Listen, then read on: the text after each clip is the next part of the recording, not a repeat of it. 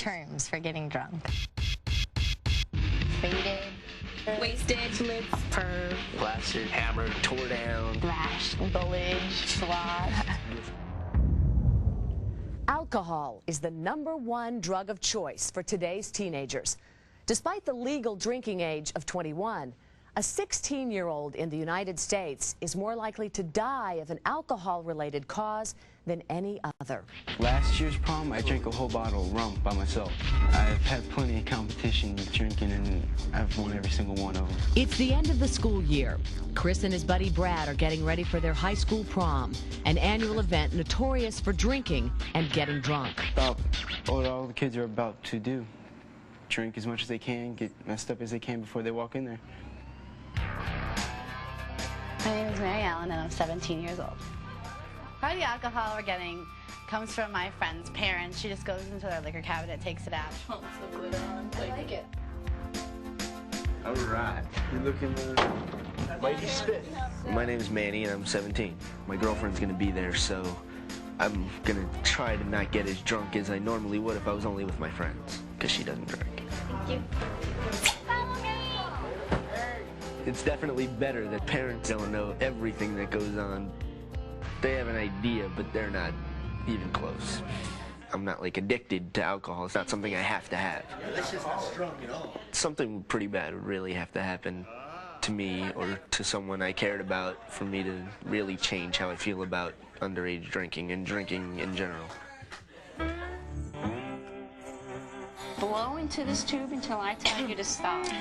2 weeks after the prom, and sober, the teens get a chance to experience how alcohol affects their vision and coordination without actually taking a drink. One foot directly in front of the other, and your hands are at your side. Okay, hold on. First, they try walking while wearing drunk vision goggles. You think you're on the line? Do you think you're on the line? I can't even see. Next, they get behind the wheel of a specially altered car. Everything okay, Chris? How come you're taking so much road if everything's okay? The braking and steering on this Dodge Neon have been programmed to simulate the delayed reactions of an intoxicated driver. Now think of those cones in real life as being trees, mailboxes, parked cars.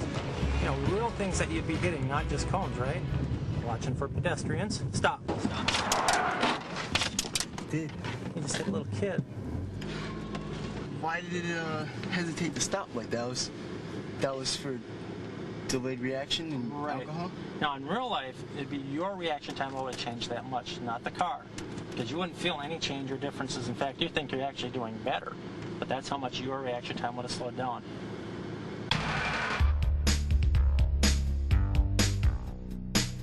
Just go right on in. I'm really scared to see this. To learn more about the other side of getting drunk, Manny and Mary Ellen were invited to spend the afternoon with the Dade County Medical Examiner. The teens had no idea what to expect. Oh my God. This is a couple, a boyfriend and girlfriend. Two real livers. A real liver. They were in an automobile accident. He's in his mid-30s, they both are. How long ago did they? These were yesterday. Wow. And if you feel the difference, I want you to feel the difference. Because this is nice brown color, this is fatty from all the fatty buildup. This is her liver. Take your fingers and pinch it. See it's soft? Yeah. That's a normal, healthy liver. Go ahead, stick your finger in it. Wow. Now do this to this one. Go ahead, force your finger through. This one's hard. It's hard. How come? It's from the drinking. You get a scar in the liver, and that's part of the process of cirrhosis in an end-stage liver, which man is heading for pretty soon. Eventually, it's going to shrivel up even more, and it's going to stop functioning. You can't live without your liver. Other organs involved are your testicles, for example. The guys love this. They actually shrivel down nice and small. So is this person not had any alcohol in? She like never drank? No, she doesn't drink. She was just dumb enough to get in the car with this guy who was driving. They're both dead.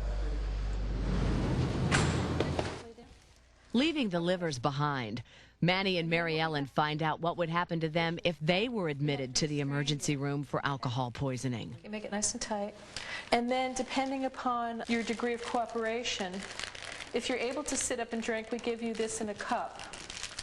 I don't really You know, I have to need a drink that scissor stuff, to do I? cut it. This is called charcoal, all right? And it will help absorb the poisons in So the, it's like in if the you alcohol. had a bagel, maybe, would that do the same thing? A bagel? Because you know, No. you always hear breads and stuff. Huh? Bread? Bread, Yeah. bread absorbs alcohol. A bagel does not do the same thing. Would you like to try a taste? Taste like washes. Huh? Drink it! Taste it. Go ahead, come on. Okay, well, let me explain to you what we do. Does she look good? Does she look nice? Does she look pretty? There's a sink over there. Go sit it. Would you like to taste some? You sure? Look at your teeth and your tongue. It stays like that for hours. Here, just put the cup down. does? Yeah, there's a paper. Are you kidding? No, I'm not kidding. I'm being totally serious. If a patient is totally passed out and having trouble breathing, we have to intubate them. Look at this tube. That's not going to Could fit you- in my nose. How do you get it to go, like, With an enormous amount of force, and it's very unpleasant. We're a normal mom and dad, just like your mom and dad's. This is our son, Larry. His birthday would have been tomorrow. He'd been 28 years old. That's his prom. That was when he graduated. You know, eventually in your life, you plan to lose your mother. You plan to lose your father. You know, maybe your spouse as you get older. But you never plan to bury one of your children. And it's something that's really hard to deal with. Larry Wooten was a junior at the University of Florida. On a Monday night in 1991, he went to a bar with his friend Steve, who held the record for 22 shots of alcohol consumed in an hour. Larry decided to beat that record. On the 12th shot, he almost threw up. He was about to get sick. And, you know, we thought that was funny, of course. He kept going. He did the 23 shots, fell on the way out the door. Had to pick him up. We walked. I carried him there, kind of like carrying him. He was stumbling. We put him in the back, and we drove the car. My roommates and I decided we would put him in my bathroom. We laid him down on his side, just in case, because he'd been throwing up. When we went to bed, it was about 3 hours later. We thought we heard him snoring, but that wasn't snoring. His hands were blue. His feet were blue. You know, we called the paramedics. I was praying, man. I was praying that he would come out of it. But When we got to Gainesville, well, that's when the reality hit, you know, because they're all crying, and they asked us to go in and see him, and he didn't want me to go in there, and I said, no, I have to do this. And I did. I went in there. That's when it hit. He was gone. and I think it was Aunt Judy, and she was like, how could someone have let him do this? And she said, Steve, you weren't there, were you? And that will always stick into my head. And I was like, I was sitting right next to him, paying for the stuff. But you know, when you're all partying, you don't know your easy limit. to keep going and going. You forget. It's really, that's death certificate. That's all we have. That's Out of all we got. 21 years. One stupid night, man. One pointless night. They were best friends, just like me and Chris, blonde hair, blue eyes, you know. And it's just, I mean, it can happen. You know, I mean, you touched me. I'm glad. That's what we're here to do. Can I hug him? I gotta hug him. You even made me cry. That's what I'm here for. Sorry. It's okay. The awful news came late one night, long before the morning light. The tears, the hurt, could not compare to the way that I felt when I saw you there. I still don't know why this happened to you. My wonderful son with those eyes so blue. The hurt and the pain so deep in my chest only got worse when I laid you to rest. Son, you are safe now and in God's hands, and someday we'll see you in some other land. Alcohol kills more than 5 times the number of people killed by cocaine, heroin, and every other illegal drug combined. I've chosen tend not to drink, first of all, because of the taste. It tastes kind of foul. I'm naturally high, can naturally have fun with my friends, and I don't need anything to put inside of me to just have a ball and go crazy. Another one of my turnoffs is guys getting all aggressive and nasty. They feel like they need this alcohol to get all loose, and then they're like, Tara. Alcohol alters who you are. So just stay away from it. Love yourself. Be yourself, because that's what's really cool. My name is Tara. I'm 17. I had my first drink when I was 13 years old. My sister probably drinks, I don't think she drinks as much as I used to. I would say I drink about 4 to 5 times a week. I haven't had the bad experiences to where I'm saying I gotta stop, I gotta pull back, because everything seems good right now. It's fun. I'm sure my mind is wasting away brain cells when I drink, but at what rate, I don't know. Convinced that alcohol problems are far in their future, Tara, Nathan, and their older brother Brian joined us to find out how alcohol might already be affecting their lives. More specifically, their brains. What we do here is we get 3-dimensional pictures of the brain. Any guesses on which one's normal and which one's not? That's normal. Yeah, and how we can tell it's normal is there's just nice, full, smooth, even activity. This is a person that's drank a lot of alcohol through the years. She's not quite 40, but what you see is overall decreased activity, or we call it scalloping, or it actually sort of looks shriveled. With alcoholism comes a decreased ability to learn. You know, the more we learn, the more actually our brain grows, the more our brain makes connections. And when you drink, you decrease those connections and you decrease your ability to learn.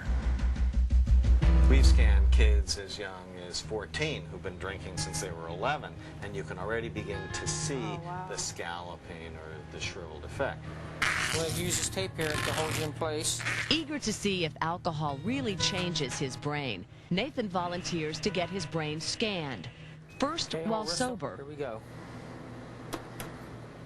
And then after getting drunk.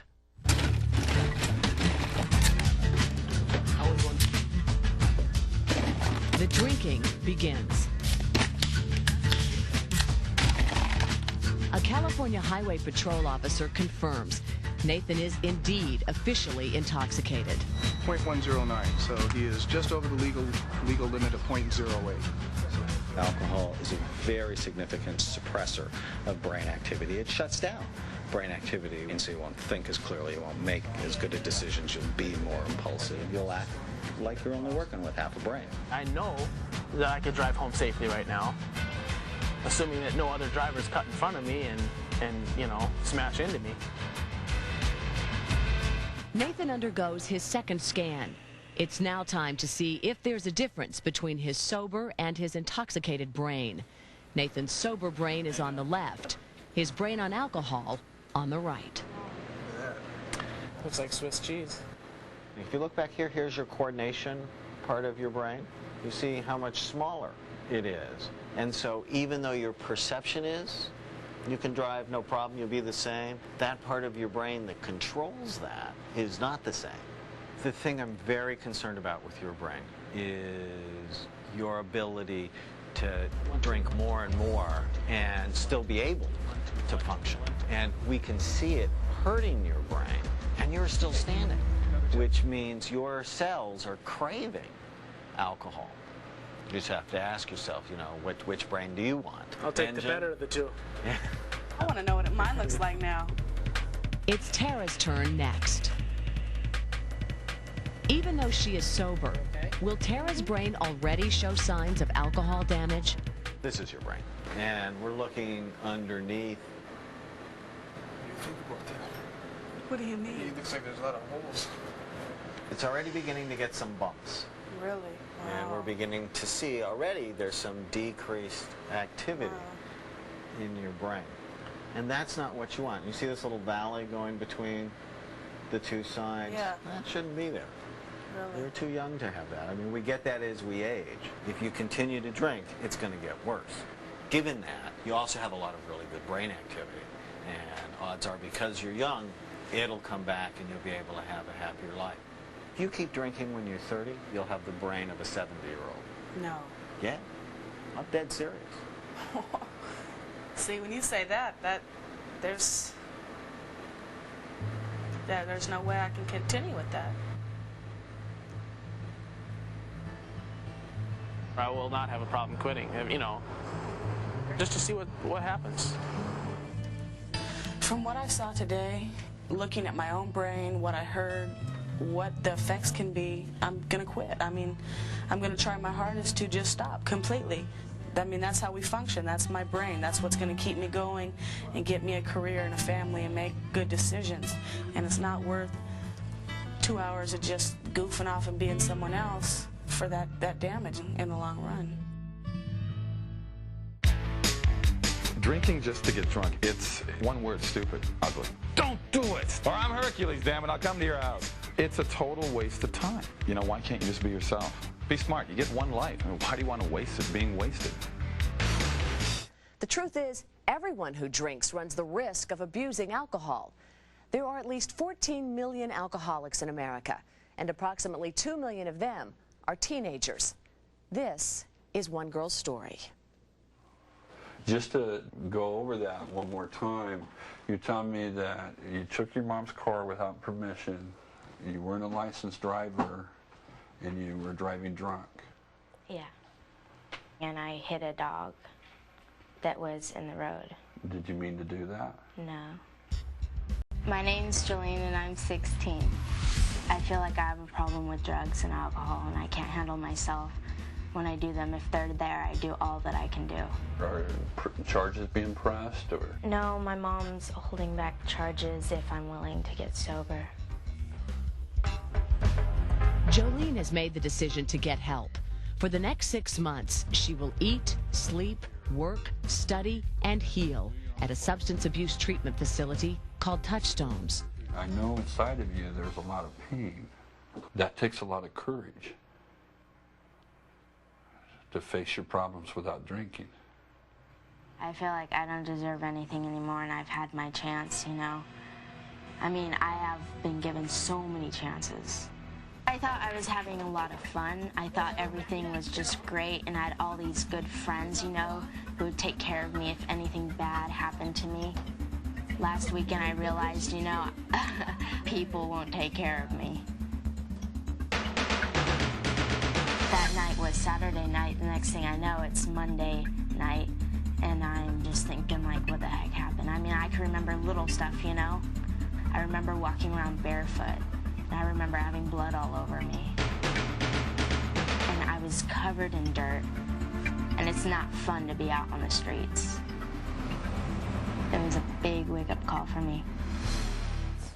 Every week, Jolene and her family attend group counseling. Every time that you use the word stupid when it comes to your previous, you know, your relapses or not being able to stay clean, just tell yourself you have a disease. That's what you're learning here. Would you tell someone with diabetes that they're stupid? No. No. If it was as simple as to be smart and stay clean, there would be a lot more clean people. It's not about that. I've never met a I hope that I find a reason to stay sober, you know? I hope that I start seeing, like, the joy in life that my friends, you know, have, that I hear people sober inside Alcoholics Anonymous have. Okay, here's my month chip from AA. 30 days of sobriety. Here's my month keychain from NA, but I've been chewing on it. In the next 30 seconds, someone in America will be injured or killed in a drunk driving accident. You probably think it could never happen to you. Think again. Even 1 or 2 drinks can be deadly behind the wheel.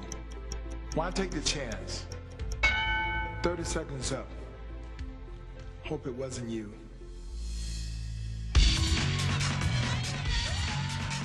My name is Caroline and I'm 17 years old. Drinking is a big part of my life. Now I can drink. It'd be cool. My name is Peter. I'm 15 and I had my first drink when I was 13.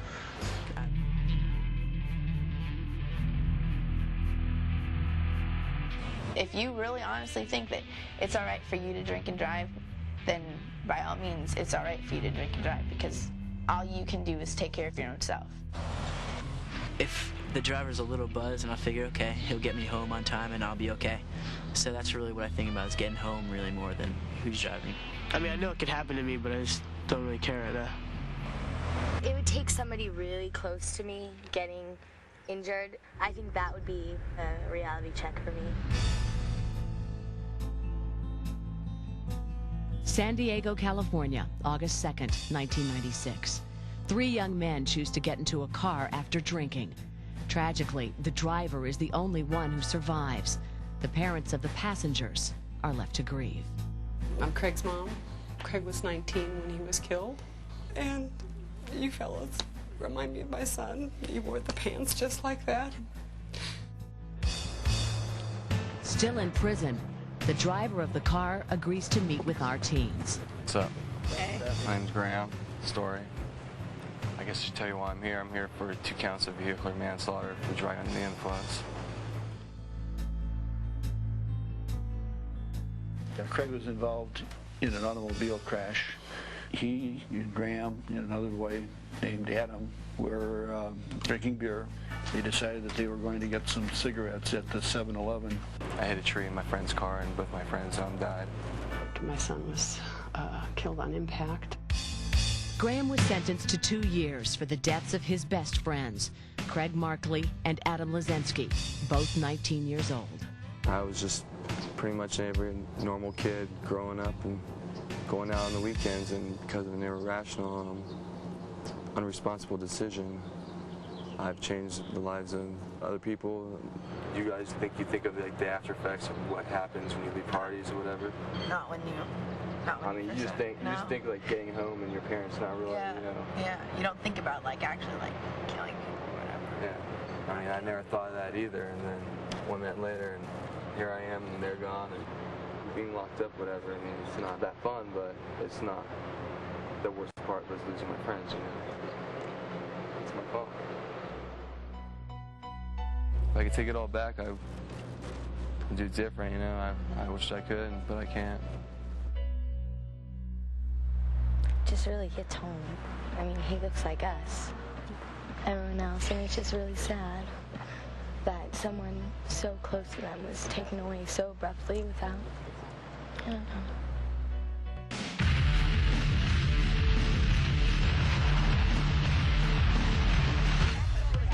With the help of the San Diego Police Department, we came up with a shocking way for our teenagers to experience firsthand what drinking and driving is really about.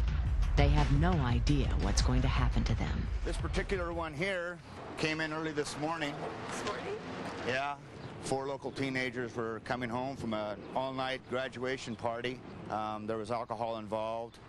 The driver was going a little too fast, lost control, went off the road and smacked into a tree.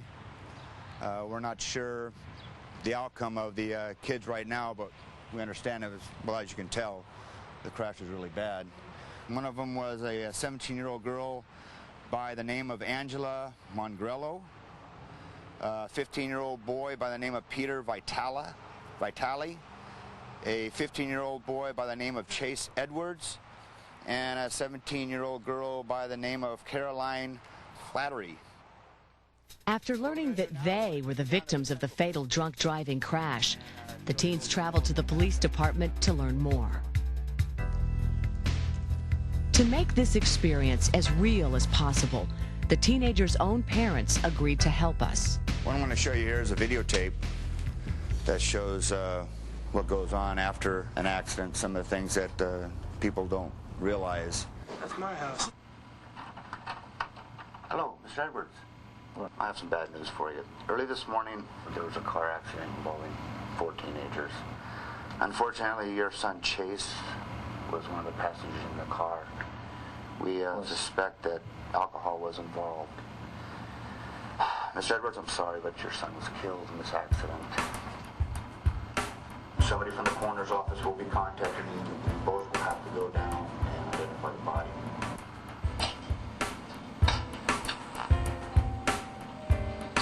Unfortunately, your daughter Caroline was a passenger in the car. Your daughter passed away.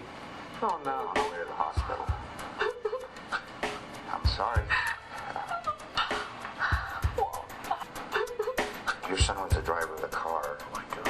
He's okay. Unfortunately, 2 of the passengers have already died, and one of them is pending death at the hospital as we speak. So there's nothing really you can do for him right now until we contact you and have you come down to the station to pick him up. Just stay by the phone and wait for our call, and we'll come down and see your son. Peter, stand up. Hands behind your back. You have the right to remain silent. You were the driver. You have the right to the presence of an attorney. Blood alcohol level was a .13. Anything you say may be used against you in a court of law. Do you understand? Yeah. Well, what's going to happen now, Peter, is you're going to be charged with 2 counts of vehicular manslaughter, which are felonies. 1 count of felony drunk driving. Pretty much your life as you know it right now is over. You're looking at going to state prison. We take the handcuffs off Peter, and the foursome continues to their next stop. Medical examiner's office. Can somebody bring out the bodies, please? We've got some fatalities to show you. 3 kids who died in a traffic accident because of drunk driving. Quite frankly, these are 3 kids who graduated last night, and now you're going to see what they actually graduated to because of their drinking and driving. You know, this was Chase Edwards. We're pretty sure it's Chase because he was supposed to be in the car. But we can't do a visual or facial identification because of the damages of what happened to him.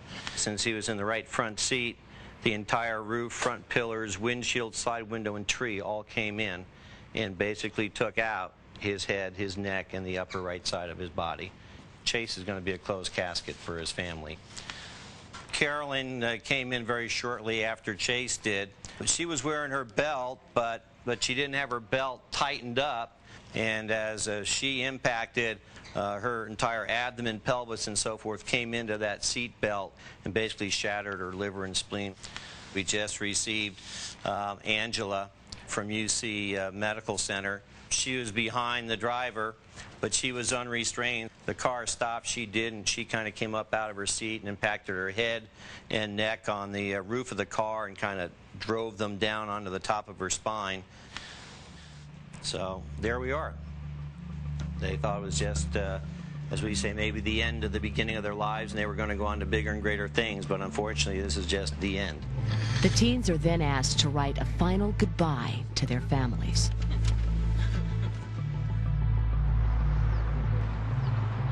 There is one more stop on our journey. Those are my parents. Oh, my parents. Oh, you kidding me? Those 4 chairs are yours, you guys, okay? So we say if you can just come and walk over to those. We are gathered here to pay our last respects to 3 young adults whose life were tragically taken from us. Angela, Chase, and Caroline. And I know at this time some of you parents have something you'd like to read. Dearest Caroline, we miss you so very much. Why did you have to go? I know.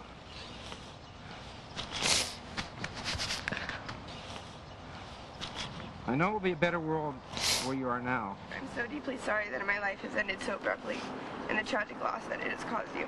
I'm the one who made the decision to get in the car with Peter, and I'm the one who's suffering the most. Please remember all the memories that we have throughout our lives. For you have shown me and taught me all that is beautiful, good, and wondrous about life. Take care of yourselves when I'm gone. Make sure to remember your daughter, for always. I will definitely remember you. Remember the memories and keep me alive. Love, Caroline. Dear Angela, when you were a little baby, I would go to your crib and stand quietly watching your little chest rise and fall to make sure that you were still breathing. Even through the night, I would wake up and constantly watch. I guess this is a thank you for everything that you've given me, not only material things, but the values and love that you've instilled in me that enabled me to be my own person. And most of all, to be stubborn as hell and to always stand up for what I believe in. When we would say, be careful as you went out the door, under our breath we were saying, Heavenly Father, protect our child on her way. And I love you with all my heart, more than you would ever know. I'm so sorry for anything that I've ever done to hurt you. I love you, Mom and Dad. Love always and forever, Angela.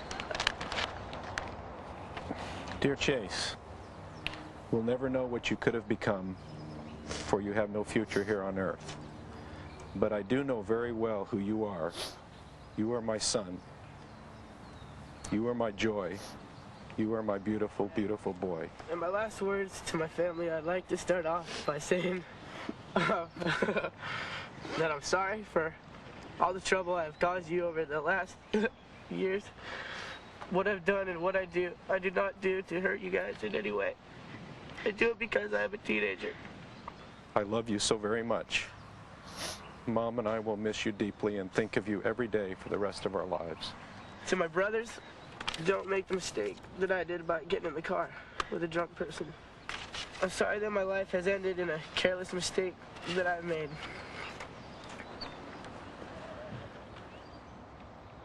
Overcome with emotion, neither Peter nor his mother are able to read their last words to each other.